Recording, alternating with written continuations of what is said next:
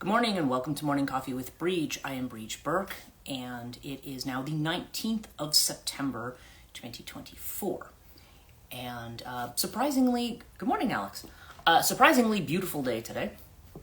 I thought like the forecast has just been, it's kind of like, well, it's a tropical system, it's going to be cloudy and and I thought, but I got this incredible shot of the moon this morning. There were clouds, but it was kind of those, what is the word that they call them? Good morning, Sam. I forget what they call them. I don't want, there's a specific term for those types of clouds, and I can't think of what they are, but they're the ones that kind of look almost like little, I don't know, little puffs, like that are kind of around and surround the moon. So I have some really good moon shots from early this morning when I got up to make my first cup of coffee. I'm actually on my third, if you can believe it. Normally I don't drink more than two, but I don't know. It's just an extra pumpkin spicy kind of a morning. The fog is rolling out, like there's like a mist rolling out over the cemetery across the street. So it's just like really gothic looking, and I just love it. And I'm starting to see the colors too. Like I look out the window and the poison ivy is turning color very nicely on the tree across the street. Good for you. I'm catching up on coffee now. Yeah. What time did I get up today? I got up a little bit, maybe 5 or maybe a little bit after 5. So, yeah, because I wanted to do some stuff beforehand. Today is going to be a day of mowing the lawn, and we're putting up our Halloween decorations this weekend. Sweet. Yeah, I put mine out last week. Good morning, Joanne. And actually, I think my mom told me she's putting hers up this week too. She says, "Oh, I was in the attic looking for them." So yeah, I've put mine up. My sister and I we have a date to probably go apple picking next week. We'll see how it goes. And good morning, Pat. Bonjour. So now we're, so it's a very beautiful morning. And, so I figured today's a good day to get out and get the lawn cut. But today, is also what I'm gonna do is okay. We're gonna get on to Sam's topic today, because Sam had asked me yesterday about writing and when spirit compels you to do writing.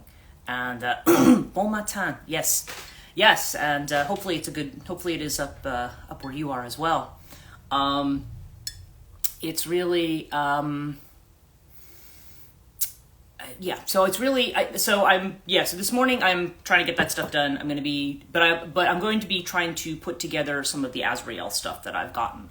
Not only the things I've been talking about here over the last month, but I'm also going to put something up on my webpage under the Archangel Azrael page on my webpage. Interesting synchronization. I wrote my first poem in months yesterday.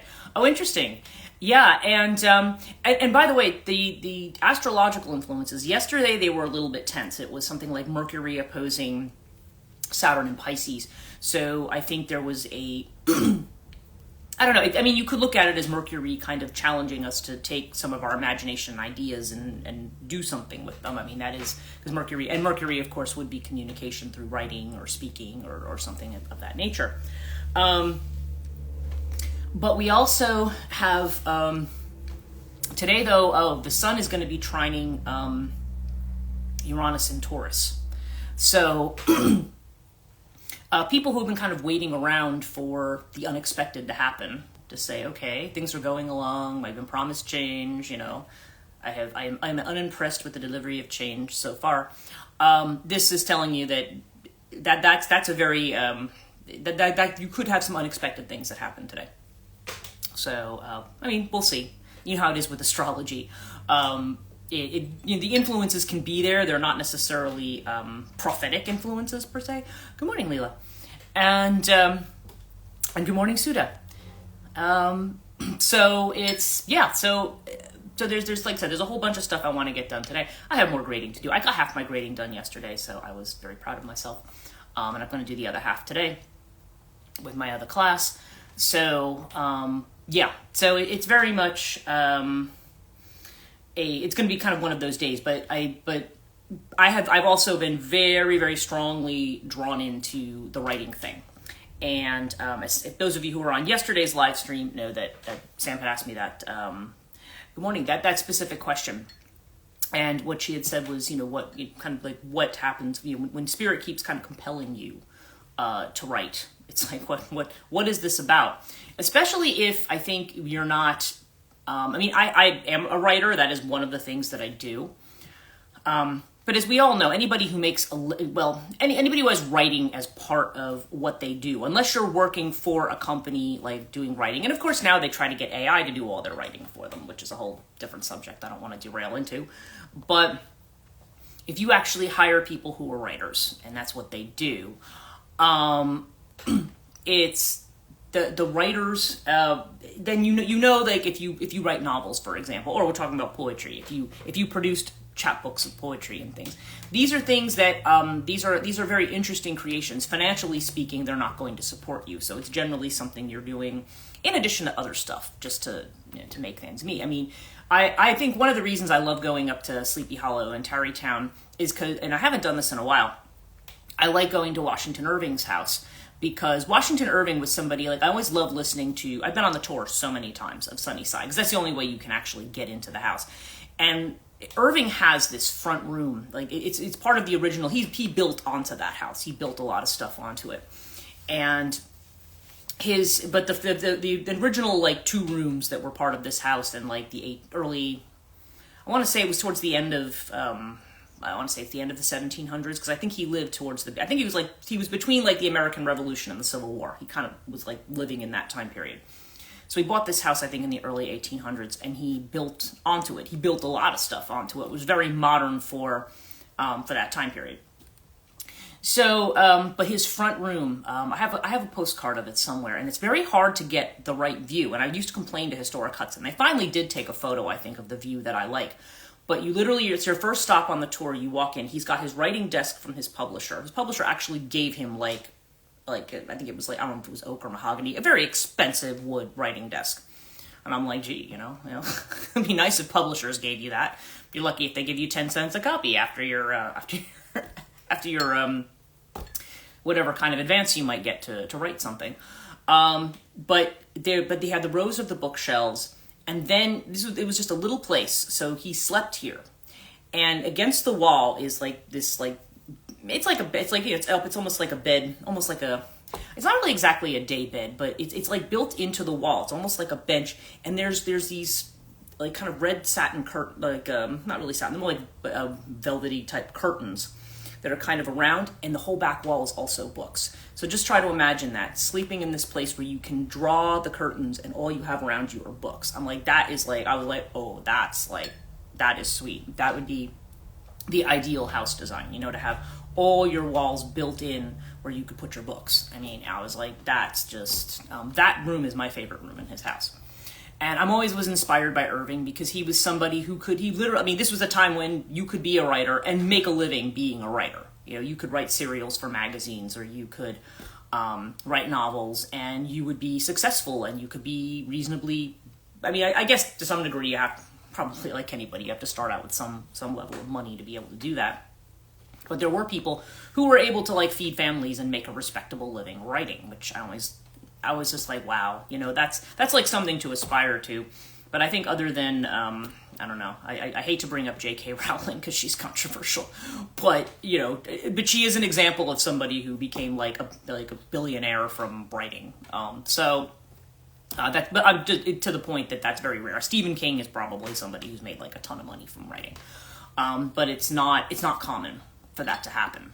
So most people who become writers, it's like people who become podcasters. They're just like, I've had people call me and go, oh yeah, I want to make a lot of money podcasting. I'm like, have at it, have fun.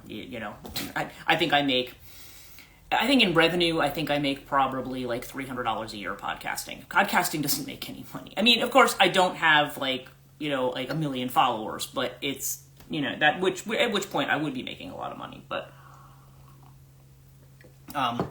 anyway, that's kind of a side subject. These are things that we do. These are labors of love. So when Spirit calls us to do writing, then it's kind of like, especially if you have a lot of other responsibilities, if you happen to be somebody who has, I'm going to call it the 9 to 5 job. Not everybody works 9 to 5, but you understand what I'm saying. Or if you've just got other responsibilities, maybe you have a family, or maybe you're trying to run a business, maybe you're trying to, put marketing together, maybe you're doing planning, maybe you're doing the accounting, maybe you're doing, there's all this other, and then there's all the other adulting stuff. We've got to take care of our houses, we've got to, depending, like with me, I have to take care of the house, I have to take care of the yard. I'm still trying to figure out when I'm going to get, if my job would just pay me properly, then, I could get outside and, take care of some of the things outside. Like there's some repainting that needs to be done, and I need to power on, all that kind of crap. Like, what I'm saying, the mundane day-to-day stuff that we have to do, just to maintain what we have. And so when we're told, stop all that and write, or I need you to kind of like, or get up in the middle of the night and write, you're just kind of like, why? Like, why am I doing this? Like, I'm tired. I have other things I have to do, and I don't really have time for this. So, nonetheless, when you feel really compelled, it's very hard to, I know, at least for me, now I don't know if that's your experience, Sam, but I know for me, it's like when I feel compelled, it's like it's almost like I can't do anything else. Anything else I try to do gets thwarted. It's like, no, back here and write. And it's not necessarily because I'm writing the great American novel that's going to sell a zillion copies. That's got really nothing to do with it. It's just for whatever reason, we need to do that. Now, okay, so I actually asked Azrael the question yesterday when I was doing some channeling work. I said, okay, all right. So I told him, because I know he has been compelling me to write. There's a setting for this thing that I'm writing, and I don't want to, I'm not talking too much about it. I feel like it's still a piece that it's kind of, I'm working on, but I'm not, and it's not necessarily going to become a public piece, but there's a certain setting to the piece that I'm writing. And Azrael has said to me, and literally this place, which is not a place that you would commonly see, like you wouldn't, even scroll your phone, do our doom scrolling or whatever we're doing. It's not necessarily a picture of things that would show up regularly. But now I'm seeing this image everywhere all the time. I can't do anything without seeing this image pop up. I can't, prepare for classes without seeing this image pop up. I can't do this without seeing, and I'm like, okay, clearly this is a synchronicity saying back to the subject of what you're writing. And it's not like I'm writing, okay, it's also not the kind of writing where you feel like you're channeling any like great revelations for humanity, you know what I mean? It's not something where it's like, this is a message everybody has, because it's really just something that I'm doing, and it is really just creative. It is fictional, it's just creative, it's not. But I can tell you that when I first encountered, people know my background with my spirit guides and my practices, is I encountered Morrigan back in the late 1980s. And it was probably within a year or two after encountering Morrigan that I started writing. I mean, I wrote before. I've always been a writer. I started reading at like age 3, and I had a whole little chapbook of poems by the time I was in the 3rd grade. Not one that was ever published, but I had written all this stuff. I liked to write. Writing was my thing. Mercury in the 10th house. I mean, that's my thing. And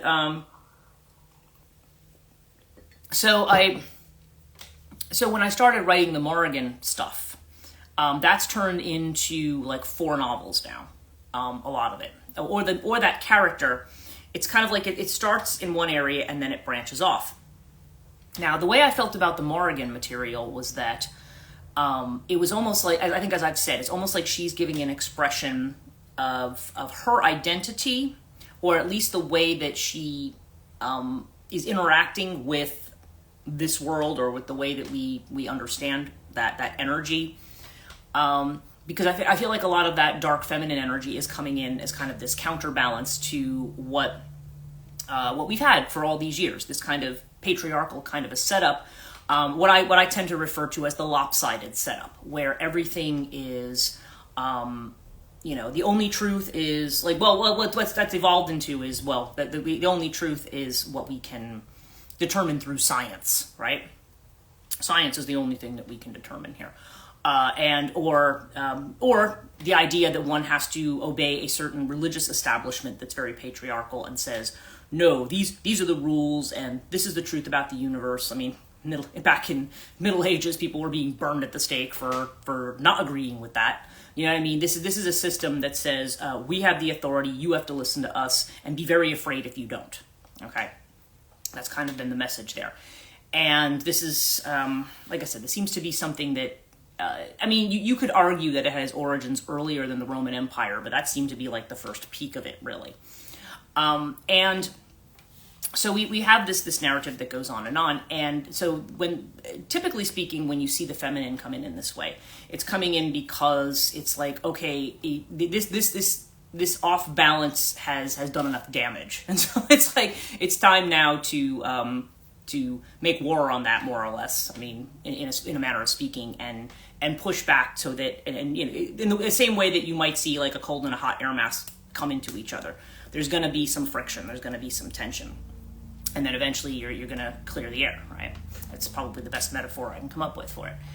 But the Morrigan stuff, it was almost like that sense of betrayal that I felt that the sovereignty goddesses tend to feel like they are kind of representations of the land. They are the energy of the land, and they have just been pushed aside and dismissed. And there's this other system that has come in to make these decisions, and it's a means that it's very, very disrespectful to the earth. And so there's that element of it, but you're also seeing other elements of her personality, other elements of that femininity, which are, you know, not society approved.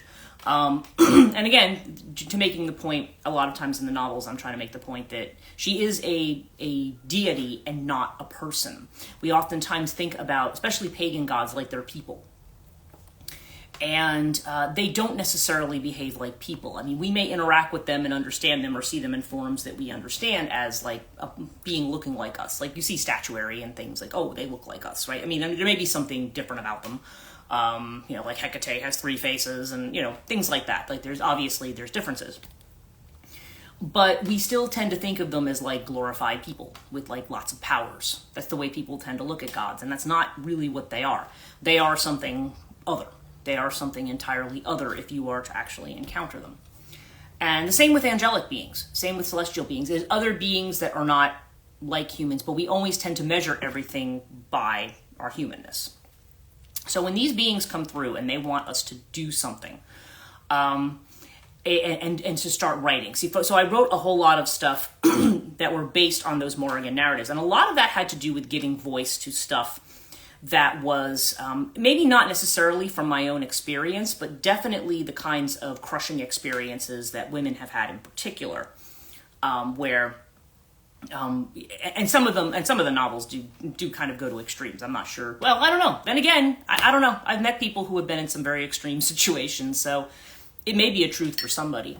But there's literally that feeling, and I think there's people who will watch this regularly, at least some people who could relate to the idea that if you did not feel supported in childhood, that you don't feel, either you have parents who were, you know, needed parenting themselves, or you didn't feel like you could trust or rely on, or, you know, get support from the mother father figures that you were supposed to be relying on. Or, or there's this thing that, or you have mother father figures that may have like compromised who you were, like that as you start to blossom into who you are, they're like, no, you can't be that, you know? So you got this, you got these things. And so when you grow up, you become very independent, you become very fierce, because you're kind of saying, okay, well, I have to survive. I have to do, it's already like you almost end up being in fight mode, because you're like, I have to survive. I have to, good morning, Jenny.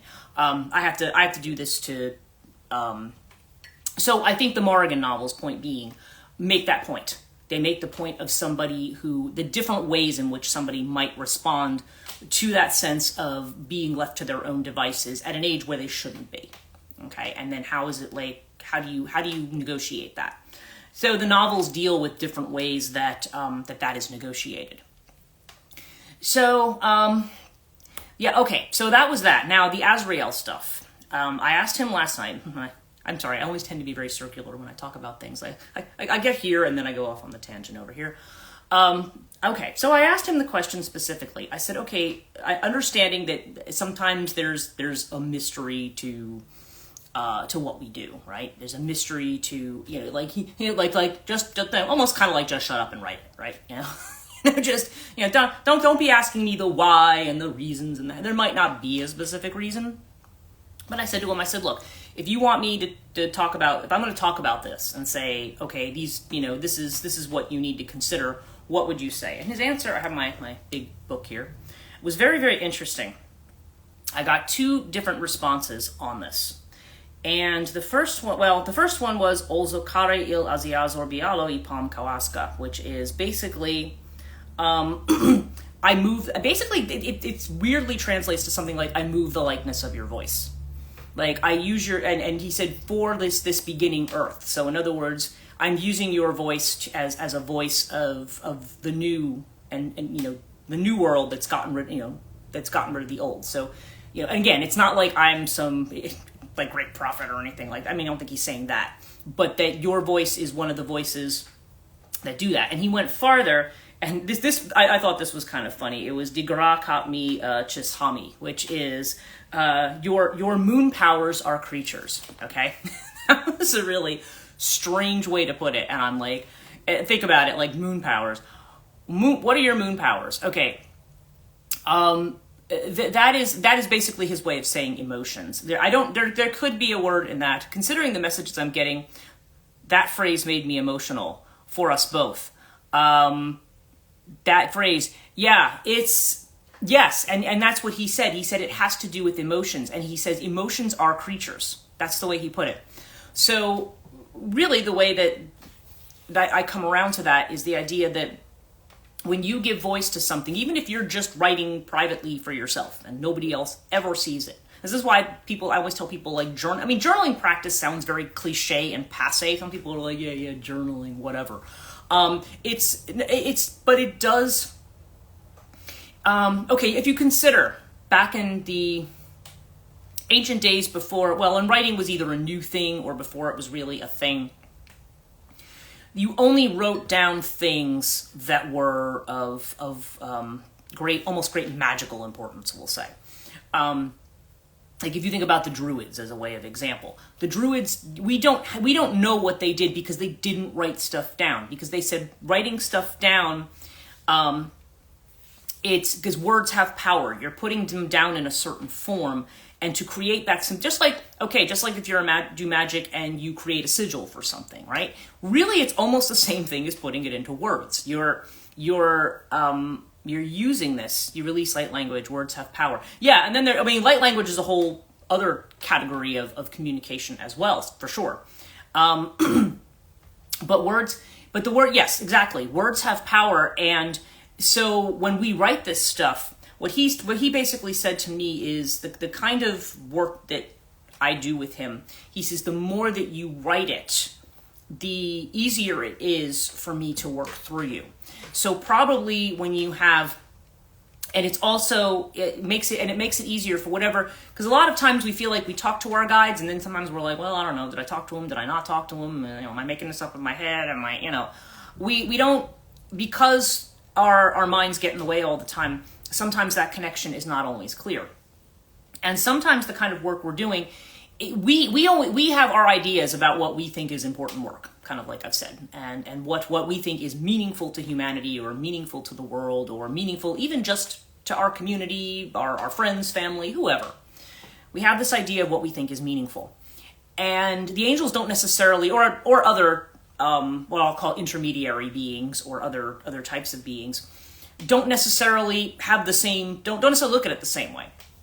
I may think what's important is what's going to make money and, give me a page. And they may just be like, oh yeah, that's kind of important, but this is more important. And it's something that's more important in the bigger picture. But the bigger picture is not necessarily something that we can see. And so it's almost like you're writing your way through it. There could probably be like a fantasy novel about that, right? Where you end up in a place and you kind of write your way out of it. Wouldn't that be kind of interesting?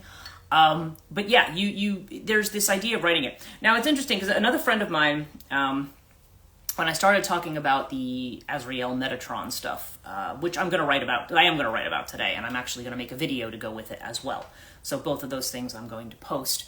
Because I feel like I need to do that. I feel like I need to organize all the stuff that I'm saying. I mean, I do the channelings, and I do have another channeling that I have to edit and put up. It's actually from a couple weeks ago now because of all this other stuff that's been in the way. But But he did say something to me about, he wants to kind of see this, especially because there's all of these messages of doom that are coming out right now. Kind of like Alex said yesterday, there's a lot of these, getting this messages of, oh, we're censored and we're, and the world's terrible, world's gonna end, that kind of narrative. And so we have, it's so, so there's this idea of, because we only deal with what we think is important.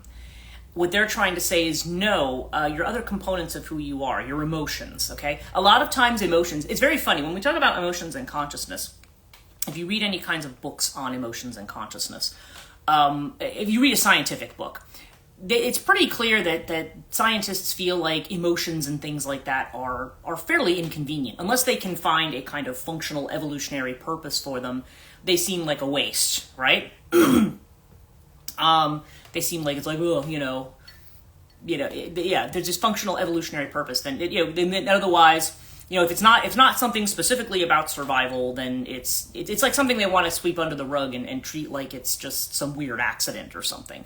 And it's like, no, you need to take those back and say, no, this is a way to express our feelings. We always talk about safe ways to express our feelings. A lot of times we wait until certain feelings, especially certain toxic feelings, until they get to a point where either we're enraged, we completely cut ourselves off and maybe become depressed because we turn that back on ourselves, or you can become violent in some way. There's this battle that's going on. Now, there's always going to be a certain amount of battling and wounding when you're in a society like this. You see it in the animal kingdom, you see it in the human kingdom. You're going to have that. But when our whole lives are just about, everybody is the enemy, or, everybody sucks, I hate everybody, and or I feel like everybody is out to get me and I have to fight with them all the time. When we're kind of living in that space, again, you think about it like the wild animal who is, if you cage a wild animal or put it on a tether and then don't feed it and starve it and abuse it, then eventually when people come across that animal who are more caring, then the animal doesn't get that. The animal's like ready to, rip your head off or whatever, because they've been conditioned to be that way. And it takes a lot of time and patience to get them to a point where maybe they will be able to trust you. And that may never happen. That's the other possibility there. So you always have to be very careful. But that's the only way we know how to express emotion. That's the only, either we have to be angry and sick of it, or we just have to kind of, stuff it down and keep it to ourselves. And so especially emotions where we feel like we have been hurt or we've been betrayed, or we feel like, even if it's a situation where later on maybe we think, oh, okay, maybe I overreacted to that or whatever. It doesn't matter. Your feelings are still your feelings. So writing is a way of manifesting like a new narrative, okay? It's a way of doing it. And it doesn't necessarily mean that you have to, quote unquote, write a happy ending to your story. You can just write the story as it is. Now, I think if you have an ongoing thing, like I said, I've had some stories that have been ongoing for over 30 years. As they shift and move, they're shifting and moving because all of a sudden I'll be like, oh, wait a minute, these characters, I imagine this scenario between them, or this scenario, or this happens. And as you start doing that, it's because some aspect of you, whether it has to do with something going on in your life now, whether it's something karmic, whether it's whatever it is, it's something that it's integrating in a certain way. And that gets to the point that my friend had made last night. She had left me a message, and this was just a message just to say hi and catch up, because I've been really bad about doing that with a lot of people lately, because there's just been so much going on. But we were talking about this, and she's somebody who's a big fan of the TV show Supernatural, and I think I had mentioned that what Azrael said about Metatron, I think it was actually Paulina who had said to me, she's like, isn't that like in the plot of Supernatural? Like that there's this idea that, that kind of God had gone away, and that this one, it had because like, I think she had said Metatron. I don't know. I know the characters have certain names, and I don't know. I've never seen the TV show. But my friend said, she goes, I've seen it like 5 times, like over and over again, the whole series. I love it. So, but she had said to me, she said, the fact that it might be something that's part of a TV series like that because some people might say, oh, well, you probably just saw it or heard it and that's where you got it from, which is no, completely not. I mean, there's a lot of people are telling me, oh, you got to see this TV show. It's great. It's great.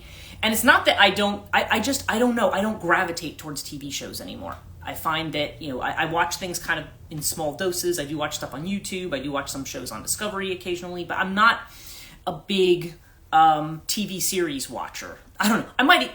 My podcast might be bigger if I was, because if I could relate some of these themes to stuff going on in current movies and stuff, then that would be a whole avenue to open up, right? But I don't know. I'm just not. I prefer my own imagery, because I find when I watch something, that imagery gets too impressed on me in a way that I feel, I don't know. Maybe I'm just, maybe I just feel like I'm protecting myself from certain imagery or something. I don't quite know, but I've not really been a TV show watcher, and I don't have like Netflix and stuff like that. I don't have any of those real services. I just watch docs, British TV and PBS. Yeah. You're not missing anything. TV is garbage. Yeah. Well, exactly. And it's funny, when I was living, same here. Yeah. When I was living in England, the times that my host would go out for the weekend and I'd be able to go in the front room where the TV was. If I was like bored one morning, and I'd be like, okay, well, let's see what's on, or on the Beeb. Or even when I don't know if he had Virgin, whichever one it was that gave you like 800 channels. They were all, it was all garbage. BBC had all garbage too. I mean, occasionally there are some good shows in Britain, for sure. But everything that I was coming across, I'm like, it was just nothing that really grabbed my attention. But the point that she was making was just the fact that it was in a TV show. Like, people who are writing these scripts for these TV series, that doesn't mean they're not being inspired by something either. Creativity is a connection to spirit. Although I like Good Omens and The 10th Doctor. Yeah, exactly. Well, Good Omens is one of those shows that people talk about. They're like, oh yeah, this is great, you gotta see it. But again, I just, maybe because I'm a writer and maybe because I'm kind of functioning in the universes that I do, that I'm just like, okay, sometimes it's good to get outside and get some other ideas. But I don't know. I just find that I don't do that.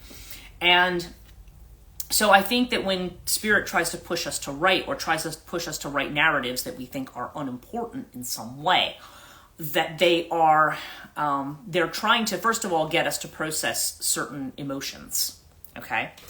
And I think they're also, this is a way of us, it allows us, when we talk about, like, when you see like Ace of Swords energy and things like that, like we always talk about new thinking and new ways of looking at things, and we're kind of like, well, what do you mean new ways of thinking?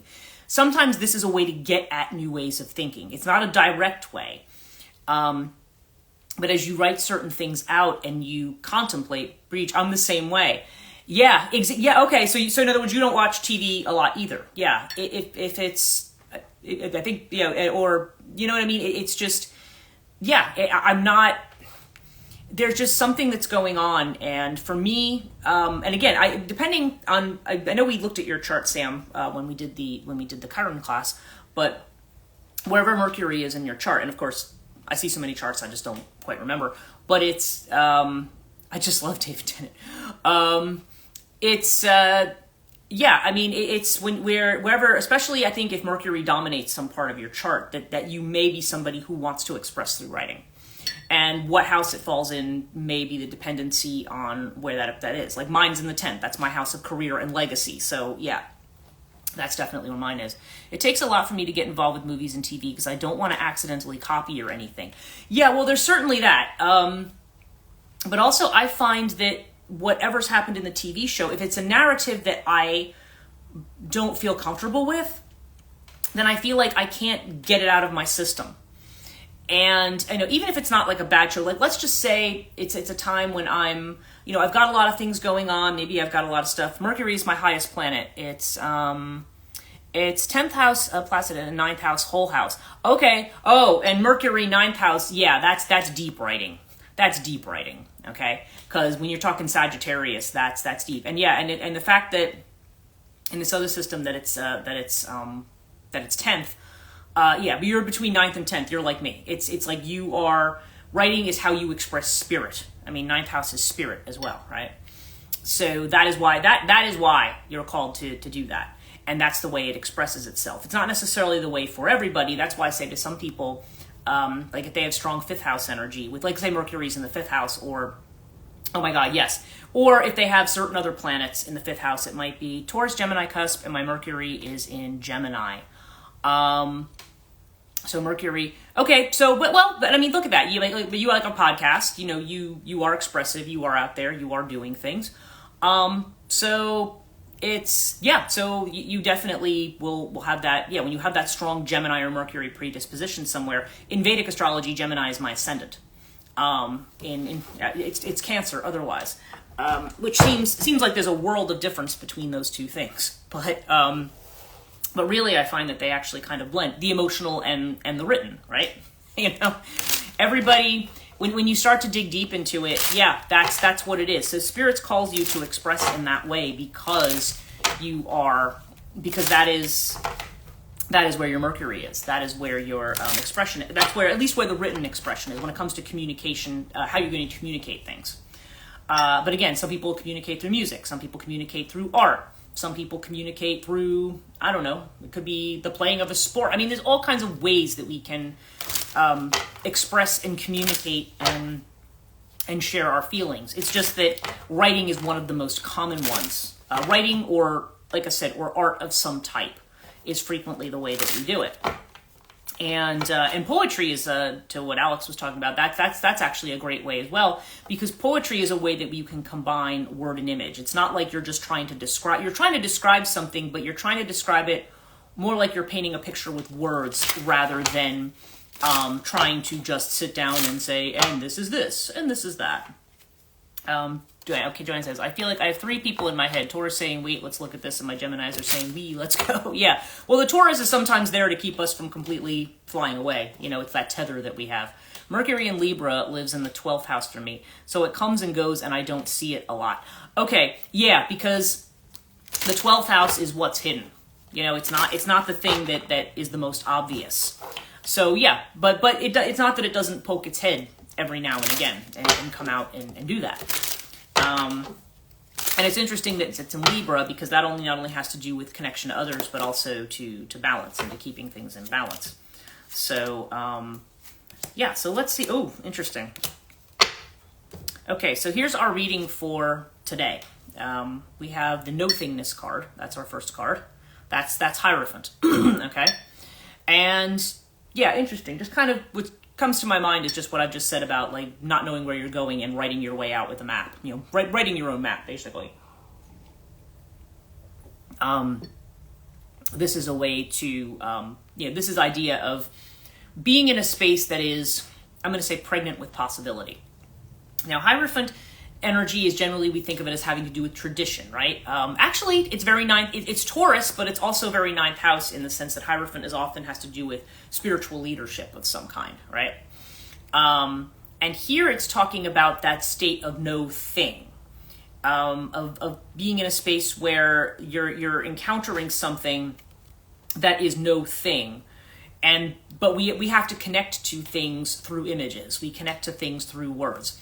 As my guru has said, she has said that the like people doing worship of or devotion to a god, bhakti as they call it. If anyone does bhakti, that the idea is that it is a ladder that you are climbing to this. It's a ladder so in this sense we could be talking about it as a ladder that we climb to reach where it is we're trying to get to. Okay. And the inner feeling of which we're unaware is, the way in which the mind comes in and kind of a little bit like what Joanne is saying. She's ready to go wee, and then this part's going, no, wait, stop. So Taurus can be grounding, but sometimes it can also, it's a fixed sign, so sometimes it can also kind of keep you stuck in place. So this is about we all know the Eight of Swords is about being stuck, right? It's about being stuck, and usually it's because we're only looking at things one way. And the external feeling of which we are aware here, we've got the integration card. We've got Temperance. So this is about integrating that material, not being stuck. We have this place of possibility here, creative possibility, and we're just like, but it can only be like this, and there's this need to break out of that paradigm and that way of thinking, and to integrate. Now we have to also remember with Temperance that we've got like the kind of the fire and water energy.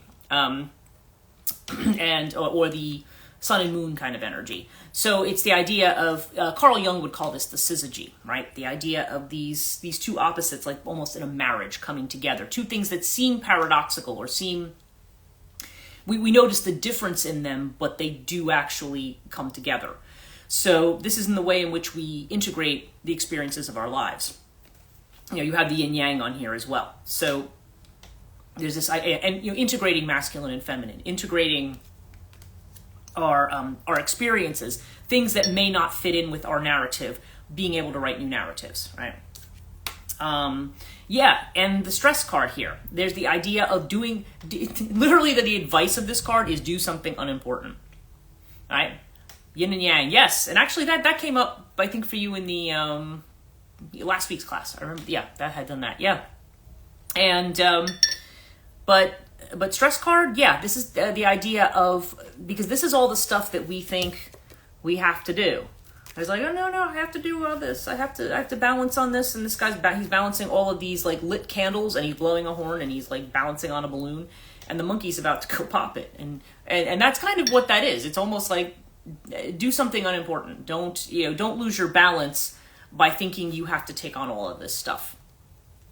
Because this is often a card that comes up when we're defensive and we feel we need to stand our ground on something. And the ultimate outcome is, it's the King of Clouds. It's the control card. Now, the thing is, the meaning of this card really is about yielding control. Like the way that we yield to our guides, the way that we yield to our emotions. And we do it by doing something that's quote-unquote unimportant. Because like I said, the story I'm writing right now, I'm trying to open a school. I'm trying to figure bills out. I've got classes that I'm teaching. I've got stuff going on. I'm making, recordings, videos, podcasts. I'm doing all this work. And then it's like, no, just stop and write this story that you're not actually going to do anything with, right? Do something unimportant. So there's that kind of an energy here.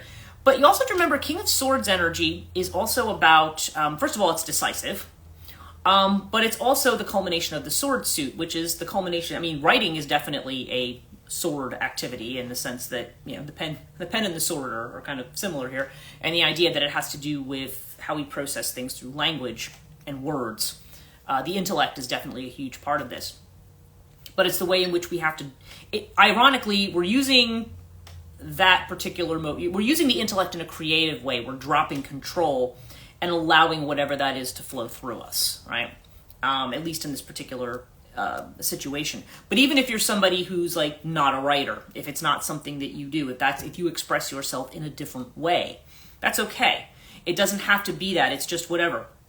Sometimes I will stop everything and get my paints out and do a watercolor, And you might say, well, yes, but you've got this thing to take care of and this thing, and you're going to stop and start painting pictures. Well, yeah, why not? It's another way to express yourself.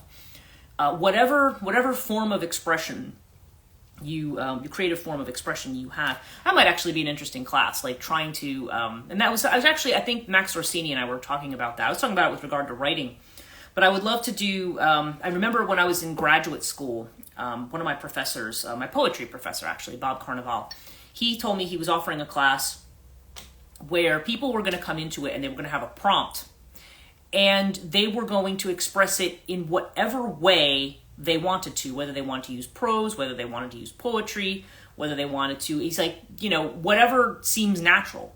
It wasn't like, your assignment, you must write a poem about this. I've been through classes where it's like, here's your prompt, write your poems. But he says, because some people, he said, because that's what we had a long discussion, when he was going over my portfolio in my office, and he said, some people are just, they paint better pictures in prose than they do in poetry.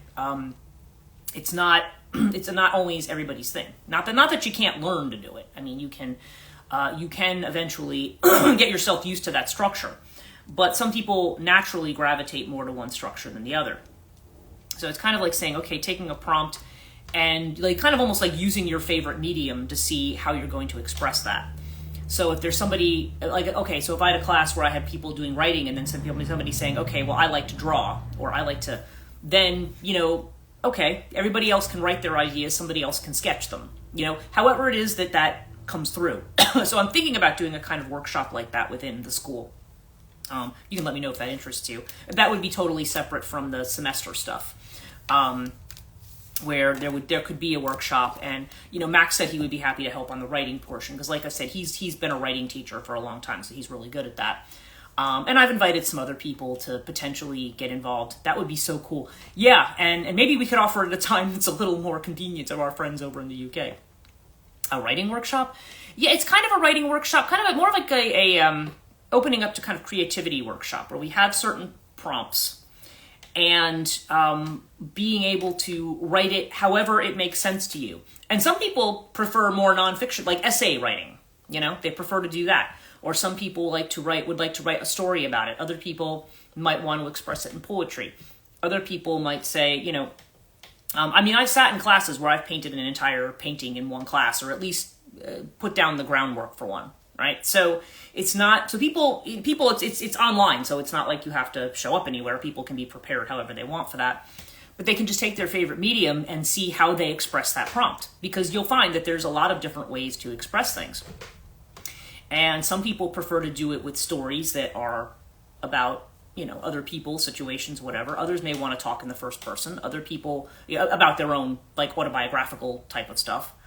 We love the idea. Yes, I agree. Yeah, okay, so cool. So, yeah, Max and I were talking about that. I have to catch up with him and Joanna Madlock. We were kind of talking the other day. I said, yeah, let's try to get like a dinner together or something where we can just talk about some of this stuff and maybe nail some of it down. So right now I'm just doing the regular semester, but I'm also thinking about offering a side workshop. Again, it's going to depend.